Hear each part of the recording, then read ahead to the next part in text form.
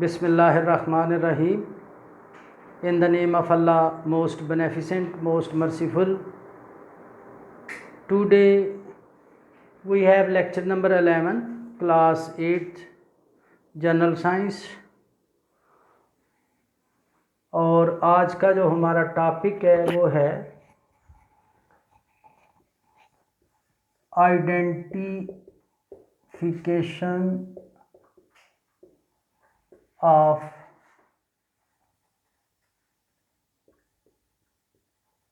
chromosomes and DNA in the cell.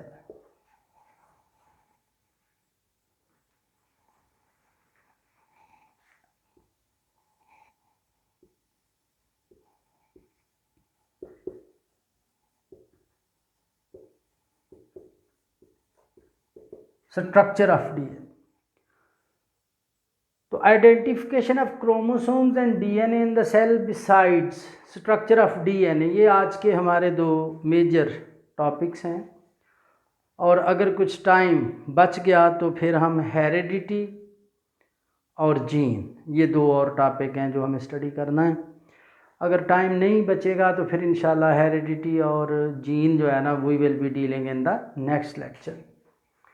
Identification of chromosomes and DNA in the cell.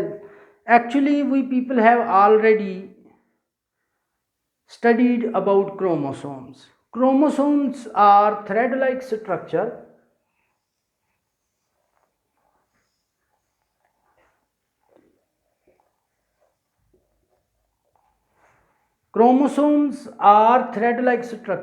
and they are found in the nucleus of the cell. Here I have drawn a single chromosome. This chromosome is a single chromatid chromosome. और chromosome जो होते हैं ना, ये एक नहीं होता nucleus के अंदर, ज़रूरी वेरिएबल नंबर होता है। Different living organism have different number of chromosome in their nucleus. इसके बारे में हम पहले भी थोड़ी बहुत बात कर चुके हैं। क्रोमोसोम की अगर कंपोजिशन देखी जाए ना तो इट इज 40% डीएनए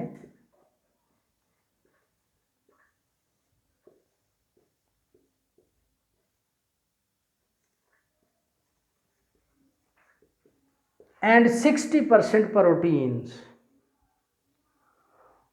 और क्रोमोसोम का ये जो थ्रेड लाइक स्ट्रक्चर है, इसके अंदर ये प्रोटीन्स जो कि 60% है और डीएनए जो कि 40% है, ये टाइटली क्वाइल्ड हैं। क्वाइल हैं, फिर उनके ऊपर सुपर क्वाइल्स हैं। तो लिहाजा डीएनए जो कि एक ह्यूज मॉलिक्यूल है, ये नेचर का एक मिरेकल है कि इसको एक छोटी सी स्पेस जिसको हम क्रोमोसोम कहते हैं उसके अंदर पैक किया गया। और क्वाइलिंग और सुपर क्वाइलिंग से मदद लेकर डीएनए को क्रोमोसोम के अंदर पैक किया गया। अगर हम इसमें से डीएनए को निकालें तो हमें देख के बड़ी हैरानगी होगी कि DNA is a huge molecule and its length can be in kilometres. बहरहाल डीएनए को जब हम इसमें से खोलेंगे क्रोमोसोम में से, तो हम देखेंगे कि डीएनए के सारे क्वाइल वगैरह उतारने के बाद it is a double helical structure, यानी डीएनए के दो स्ट्रैंड्स होंगे जो कि एक दूसरे के ऊपर कुछ इस तरह से क्वाइल किए होंगे। And after a bit of DNA we will have some proteins जिनको हम हिस्टोन्स कहते हैं।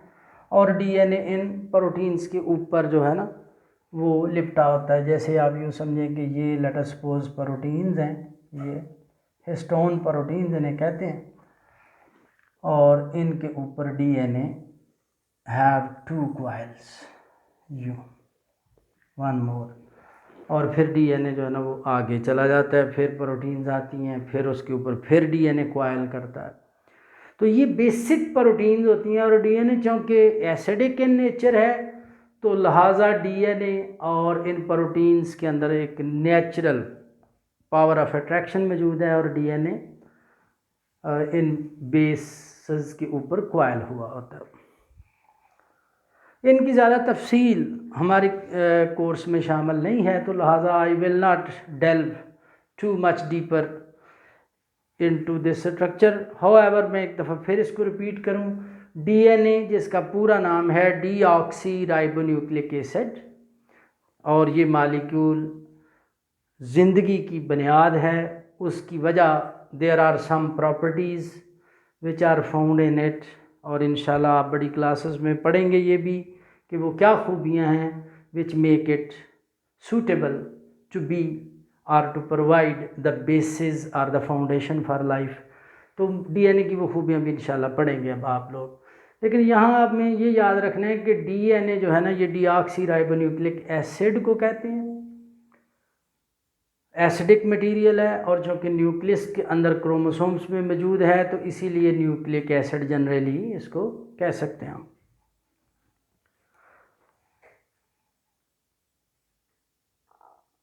डीएनए का जो स्ट्रक्चर है ना, ये आज हमें डिटेल से देखना है। बस ये इस क्रोमोसोम के बारे में हमें इतना ही याद रखना होगा। मैं एक दफ़ा फिर रिपीट कर देता हूँ कि क्रोमोसोम कलरफुल बॉडीज़ को कहते हैं, क्योंकि स्टेनिंग या डाई करने पर इनको रंग चढ़ जाता है और इजीली आइडेंटिफाई किया जा सकता है इनको न्यूक्लियस के अंदर। क्रोमोसोम्स के अंदर 40% डीएनए और 60% प्रोटीन होती है। इससे ज़्यादा कुछ आप बच्चों को जो 8th क्लास में पढ़ते हैं, इससे ज़्यादा याद रखने की कोई ज़रूरत नहीं। इसके बाद है स्ट्रक्चर ऑफ डीएनए।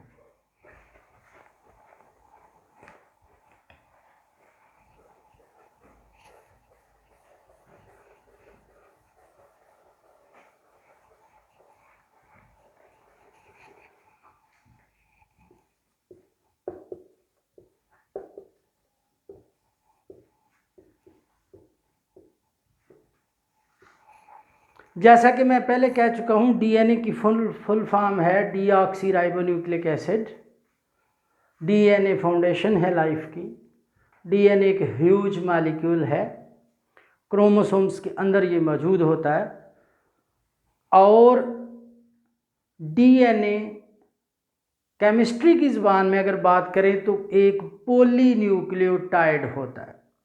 यानी DNA is a huge molecule and it is made of many smaller molecules which are called as nucleotide। मैं यहाँ डीएनए का स्ट्रक्चर जो है ये थोड़ा थोड़ा करके ड्रा करता हूँ, और इसके बारे में जो मुख्तलिफ मॉडल्स हैं कोशिश करता हूँ कि उनकी भी वजाहत कर सकूँ। लेकिन हमें सबसे पहले जो बात याद रखनी है वो ये है कि डीएनए एक ह्यूज मॉलिक्यूल है। 2 चेन्स की शक्ल में ये एग्जिस्ट करता है, जो कि साइड बाय साइड या पैरेलल चलती हैं एक दूसरे के, और डीएनए के जो छोटे यूनिट्स हैं जो इन दोनों चेन्स को जन्म देते हैं एक दूसरे के साथ अटैच होकर, उन्हें न्यूक्लियोटाइड्स कहते हैं। तो डीएनए एक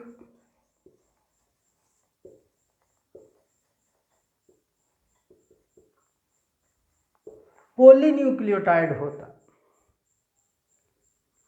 और डीएनए का जो स्ट्रक्चर है ना, ये 1953 तक एक एनिग्मा था बायोलॉजी के अंदर। और फिर 2 साहबान थे, डॉक्टर वाटसन और डॉक्टर क्रिक, जिन्होंने डीएनए के बारे में एक मॉडल पेश किया, इसके स्ट्रक्चर के बारे में, जिसे वाटसन एंड क्रिक मॉडल कहते हैं, या इसे डीएनए का डबल हेलिक्स या डबल हेलिकल मॉडल या डबल हेलिकल स्ट्रक्चर कहते हैं। और आज हम अपनी जो है ना एम्पिरिकल बायोलॉजी, उसके ज़रिए हम ये जानते हैं कि ये जो मॉडल इन लोगों ने पेश किया था वो दुरुस्त था, और डीएनए वाकया ही एक डबल हेलिकल फॉर्म में पाया जाता है। डबल हेलिकल फॉर्म से क्या मुराद है? डबल हेलिकल फॉर्म से मुराद ये है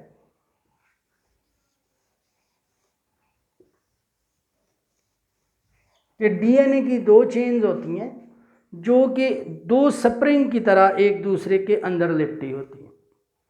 तो लिहाजा ये दो चेन्स, एक यहाँ से यहाँ तक और दूसरी यहाँ से यहाँ तक, ये दोनों चेन्स जो है ना, ये दोनों पॉलीन्यूक्लियोटाइड चेन्स हैं। इट मीन्स कि these chains consist of many nucleotides. अब हम ज़रा फर्दर बात करें तो we have to understand what the nucleotide is.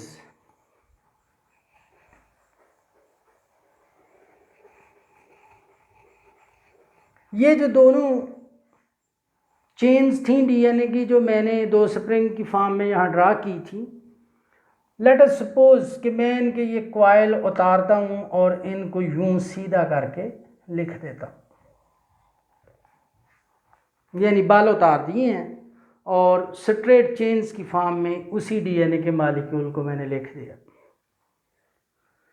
अब ये जो दो चेन्स है ना, एक पॉलीन्यूक्लियोटाइड चेन यहाँ से यहाँ तक है एंड सेकंड चेन यहाँ से यहाँ तक है। ये जो पॉलीन्यूक्लियोटाइड चेन्स दोनों सामने मैंने लिखी हैं, इनके अंदर एक्चुअली न्यूक्लियोटाइड्स मौजूद हैं। कैसे? यानी सपोज करें कि एक न्यूक्लियोटाइड यहाँ से यहाँ तक है, फिर दूसरा from here to there and so on. तो 1 2 3 4 और 5 न्यूक्लियोटाइड ये मैंने बनाए हैं। अब सवाल ये पैदा होता है कि न्यूक्लियोटाइड बल भी उतार दिए, सीधा ऐसे बना भी लिया, तो न्यूक्लियोटाइड कहते किस चीज़ को? न्यूक्लियोटाइड 3 मॉलिक्यूल से मिलके बनता है। Deoxy ribose sugar, deoxy ribose sugar,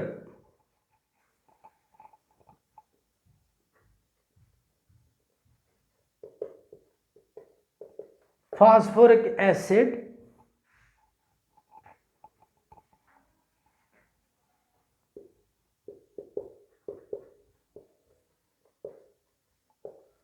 nitrogenous base. तो नाइट्रोजनस बेस यानी एक ऐसा कंपाउंड या एक ऐसा मॉलिक्यूल जो कि बेस है और जिसके स्ट्रक्चर के अंदर नाइट्रोजन का एटम शामिल है।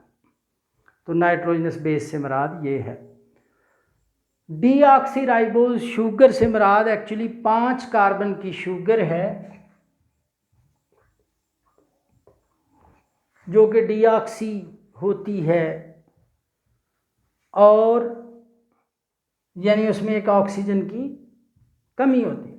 And then we have phosphoric acid यानी H3PO4। ज़्यादा तफसील से तज़किरा करने की ज़रूरत नहीं है अभी आपकी क्लास के लेवल पर, but we must know that DNA is a polynucleotide, और एक न्यूक्लियोटाइड जो होता है वो 3 मॉलिक्यूल्स पे मुश्तमिल होता है। एक डीऑक्सीराइबोज शुगर इसको कहते हैं, 5 कार्बन की ये शुगर होती है, दूसरी चीज़ फास्फोरिक एसिड होता है, और तीसरी नाइट्रोजनस बेस। ये 3 चीज़ें मिलके एक न्यूक्लियोटाइड बनाती हैं। And then many nucleotide combine with one another and they make a polynucleotide. And then 2 polynucleotide chains come face to face with one another and they coil upon they make a double helical upon themselves, यानी एक दूसरे के ऊपर ऐसे लिपट जाती हैं जैसे गोल जीना होता है, और इस तरह से डीएनए का वो स्ट्रक्चर वजूद में आता है जो एक्चुअली सेल्स के क्रोमोसोम्स के अंदर एग्जिस्ट करता है। अभी मैं यहाँ एक दफ़ा फिर इसकी वजाहत करूँ कि डीएनए एक पॉलीन्यूक्लियोटाइड होता है, और मैंने यहाँ एक न्यूक्लियोटाइड के अंदर जो 3 मॉलिक्यूल पाए जाते हैं वो लिख रखे। लेकिन न्यूक्लियोटाइड एक्चुअली 4 तरह के होते हैं। ये जो 4 टाइप्स के न्यूक्लियोटाइड है ना, they are different because of 4 different types of nitrogenous bases, यानी ये इनके नाम में लिख रहा हूं।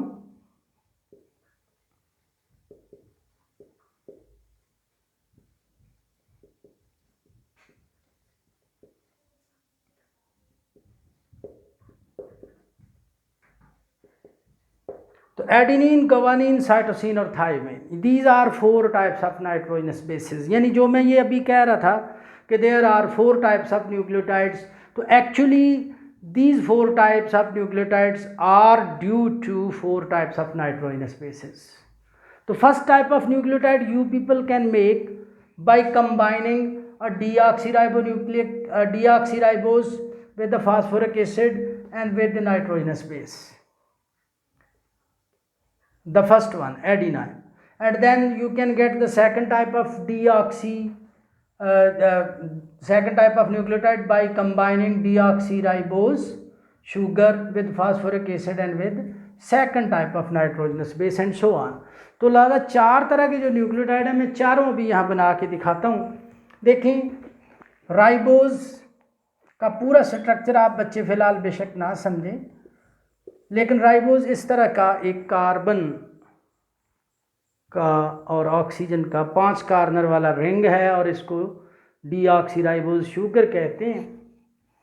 इसका ये जो है, this is called as carbon number 1, this is called as carbon number 4 and here we have carbon number 5।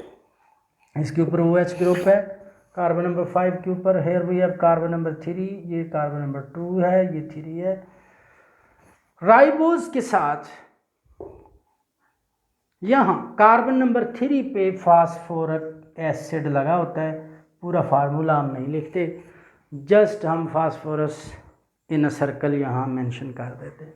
तो ये एक राइबोज शुगर है, इसकी कार्बन नंबर 3 पे फास्फोरस अटैच है और यहाँ पे हम इन चारों नाइट्रोजनस बेसिस में से कोई एक सी अटैच करके कार्बन नंबर 1 के ऊपर, for example we can attach adenine, और यूं हम फर्स्ट टाइप का न्यूक्लियोटाइड जो है ना हासिल कर सकते हैं। तो ये फर्स्ट टाइप का न्यूक्लियोटाइड है, ये एडेनिन लगा के। बाकी 2 चीज़ें राइबोज और फास्फोरिक एसिड सेम रहेगा। जब हम सेकंड टाइप का न्यूक्लियोटाइड हासिल करेंगे, we will have to replace this nitrogenous base with the guanine and we will get the second type of nucleotide, and then we can get the third type of nucleotide by replacing this guanine with the cytosine, and the fourth type of nucleotide we can get by replacing the cytosine with the thymine. तो लिहाजा ये बात तय हो गई कि nucleotide DNA polynucleotide chain होता है और 2 चेनों पे मुश्तमिल होता है, और एक चेन जो है उसमें पॉलीन्यूक्लियोटाइड होती है वो, यानी उसमें कई न्यूक्लियोटाइड होते हैं। अब ये चेन मैंने आपके सामने बनाई है, मैं इसके अंदर आपको ये न्यूक्लियोटाइड जो है ना इनको अटैच करके दिखाता हूँ। ऑफ कोर्स यहाँ ये बात जो है ना ये बड़ी वाज़ह है कि we must know some chemistry if we want to understand DNA. Of course DNA is a chemical molecule या केमिकल कंपाउंड, तो लिहाजा केमिस्ट्री की थोड़ी बहुत फहम होगी तो only then we will be in a better position to understand what the DNA is. And of course you students who are studying in 8th class, they will be having some studies about chemistry as well. तो जब आपकी chemistry की studies कुछ improve होंगी तो इंशाल्लाह फिर आपको इसकी बेहतर समझ आएगी। फ़िलहाल मैं यहाँ आप बना रहा हूँ, लेट अस सपोज ये जो पहला था ना ये एक न्यूक्लियोटाइड वो यूँ था, एडेनिन लगा है, यहाँ फास्फोरस है, then we have second nucleotide,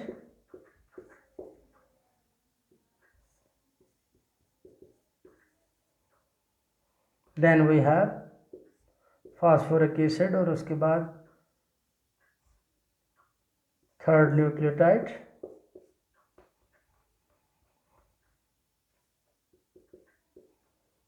then we have phosphoric acid and fourth nucleotide.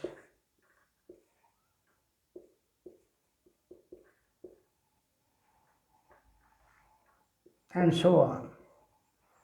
अब ये 4 न्यूक्लियोटाइड मैंने बनाए हैं, यहाँ मैंने ये लगा देता हूँ, here I put guanine, here I put cytosine और here I put thymine. Actually आप देखें ये जो ऊपर वाला राइबोज है इसका ये कार्बन नंबर 5 जो है इस पर OH है और ये फ्री है, और नीचे ये जो एंड पे आ जाएगा ना मतलब राइबोज ये, या इससे आगे अगर चेन और भी लंबी है 4 न्यूक्लियोटाइड से आगे भी, तो देन 3 नंबर कार्बन ये जो है ना ये एंड पे आ जाएगा and it will have a free hydroxyl group यानी OH इसके ऊपर लगा होगा। अब ये जो एक चेन है ना, ये एक पॉलीन्यूक्लियोटाइड चेन हमने बनाई है।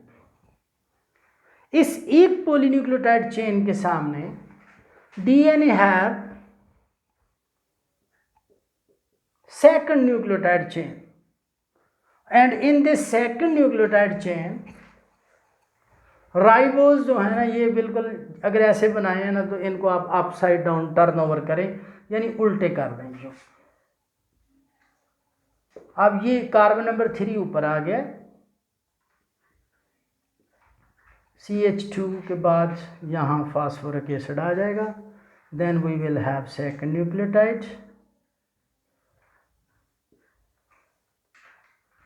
यहाँ कार्बन नंबर 3 है और इसके साथ इस फास्फोरस का बॉन्ड है, then we will have next nucleotide. 4 तो मैं ज़रूर ड्रा करूँगा ताकि सबकी रिप्रेजेंटेशन हो जाए। ये कार्बन नंबर 5 है इस राइबोज का, इसके आगे फास्फोरस है, और ये कार्बन नंबर 3 है नेक्स्ट राइबोज का, ये जो है कार्बन नंबर 3 है, ये भी 3 है। दिस इज 4 नंबर कार्बन इस राइबोज का और ये 5 नंबर इस राइबोज का। तो अब मैं एक और राइबोज ड्रा करता हूँ आगे।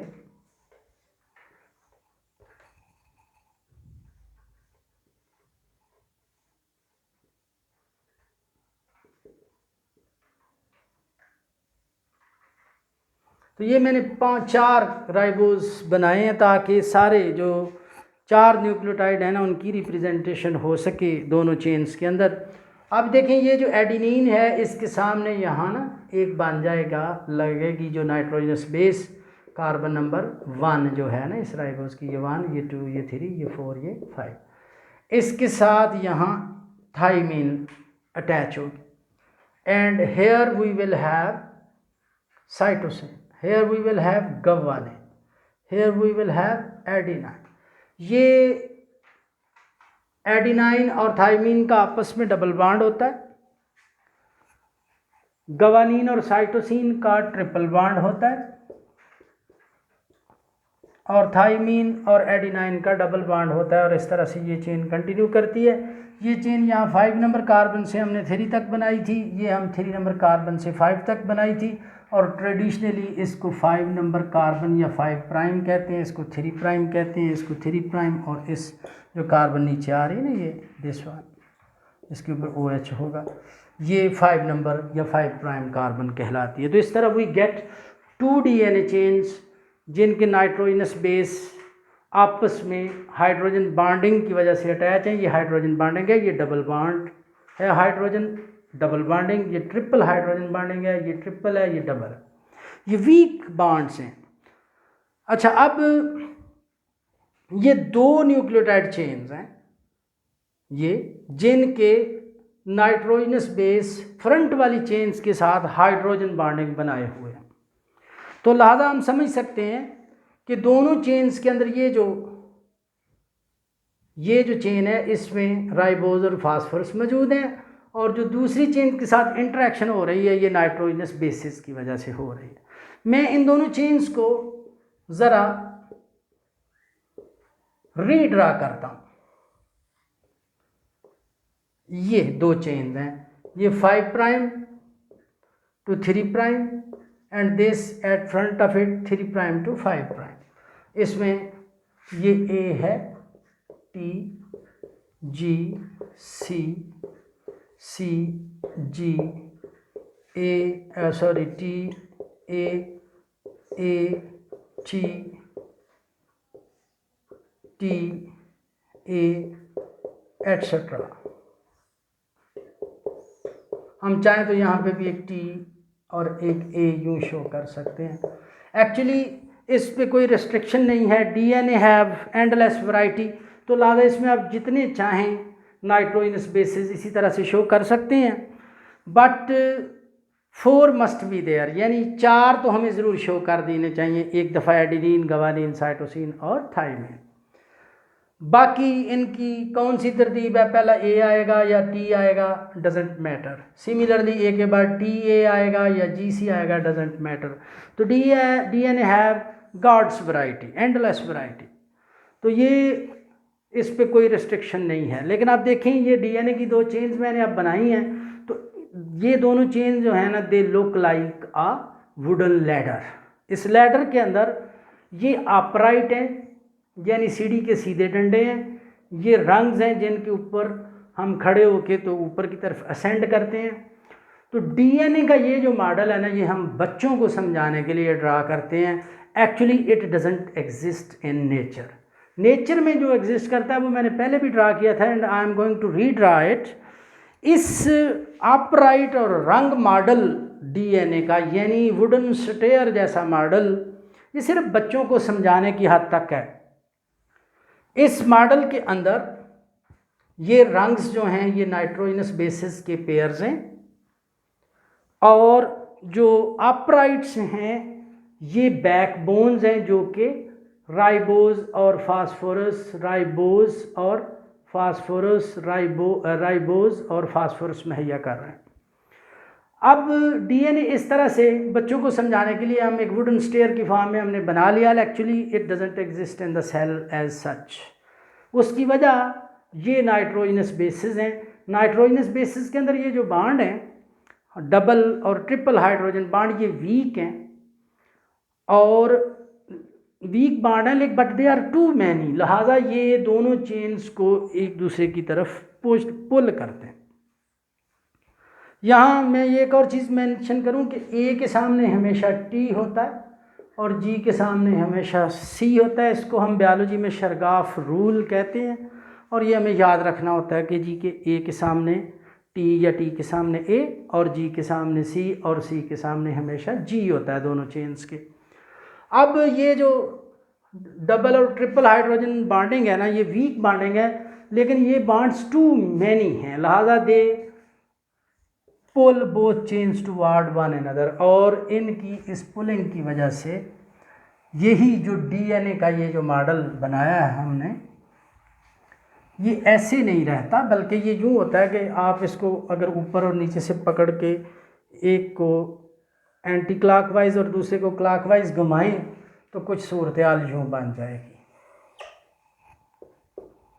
ये 5 3, ये 3 5,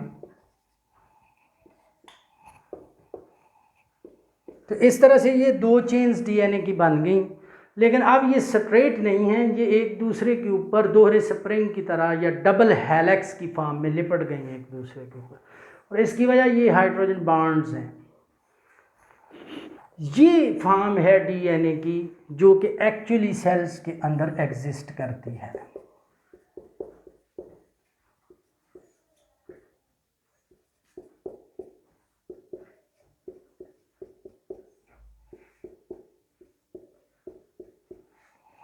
तो डीएनए जो सेल्स के अंदर पाया जाता है वो इस फॉर्म में होता है, इस फॉर्म में नहीं। ये सिर्फ बच्चों को समझाने के लिए। बहरहाल डीएनए का ये जो मॉडल है ये एक घूमते हुए जीने की तरह है, डबल हेलिक्स की तरह, दोहरे स्प्रिंग की तरह है, और इसको वाटसन और क्रिक का मॉडल कहते हैं। और सेल के अंदर actually DNA exist in this form, और इस फॉर्म के अंदर मैं एक दफ़ा आखिरी दफ़ा बताने जा रहा हूँ कि यहाँ ये जो एडिनिन लगी है ये एक नाइट्रोजनस बेस है, और इसके पीछे यहाँ राइबोज है, और इस जगह एक फास्फोरस है। तो लिहाजा ये जो बैकबोन है ना इन नाइट्रोजनस बेसिस की, ये राइबोज और फास्फोरस पे मुश्तमिल है, और बेसिस जो है ना ये यहाँ दूसरी चेन के साथ इंटरेक्ट कर रही हैं। लिहाजा DNA always exist in 2 chains which are polynucleotide chains. तो मैं बेटा एक दफ़ा आखिरी दफ़ा रिपीट कर रहा हूँ कि डीएनए जो है ना डीऑक्सी राइबोन्यूक्लिक एसिड को कहते हैं। डीएनए 2 चेन्स की फॉर्म में, यानी 2 पॉलीन्यूक्लियोटाइड चेन्स की फॉर्म में एग्जिस्ट करता है सेल्स के अंदर। These chains are coiled at one another and they exist in the form of a double helix or double helical structure, और इसको डीएनए का वाटसन एंड क्रिक मॉडल या डीएनए का डबल हेलिक्स मॉडल कहते हैं। इंशाल्लाह हम कल जो है ना नेक्स्ट मौजू जो है हमारा हेरिडिटी और जीन क्या होता है, इंशाल्लाह इसको कंटिन्यू करेंगे। आप लोगों का बहुत शुक्रिया देखने का और सुनने का। अल्लाह हाफिज़।